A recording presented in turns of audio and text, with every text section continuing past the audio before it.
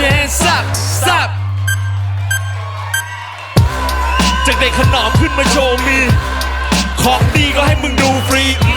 DJB บอกให้โฟล์ที่ go by the name Jigsaw so now you know me มีโจรตำรวจก็จับไปมีรามไม่จับไม่แต่กูนั้นยังไม่กลับใจ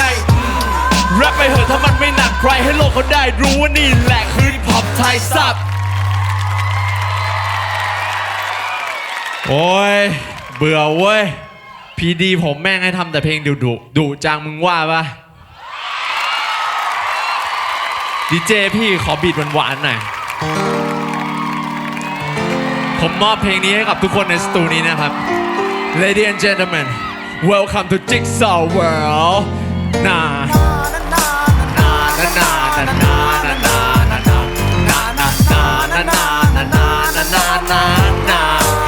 เฮ้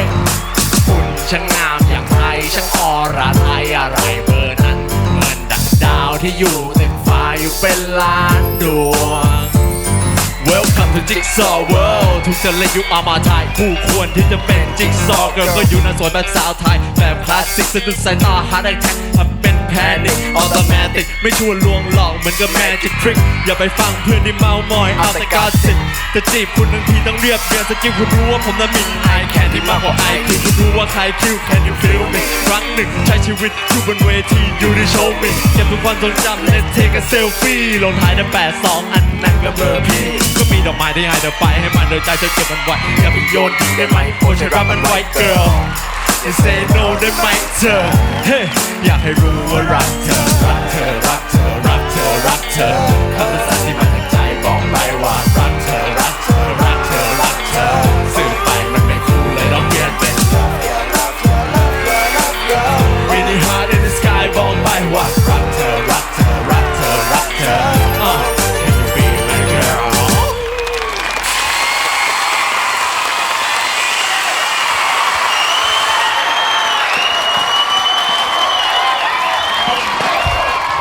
และนี่คือจิ๊กซอว์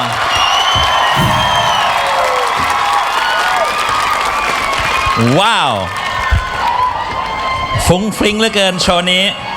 จิ๊กซอว์แรงบันดาลใจโชว์นี้บอกพวกเราหน่อยสิครับ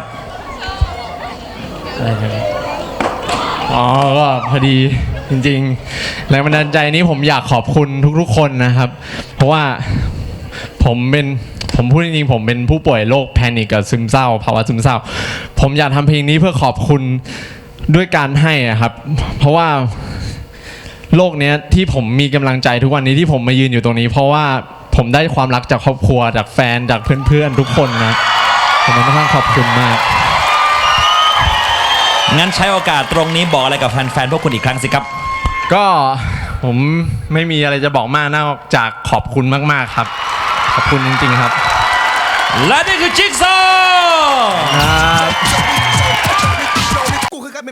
ดูคลิปเบื้องหลังสุดพิเศษแบบไม่เซ็นเซอร์ได้ที่แอป True ID ดาวน์โหลดฟรีทุกค่ายวันนี้ที่ App Store และ Play Store แต่เป็นพายุหรือไต้ฝุ่นก็เข้ามาคุณจะซัดมันให้รัวไม่ทำได้ทั้งราชวงศ์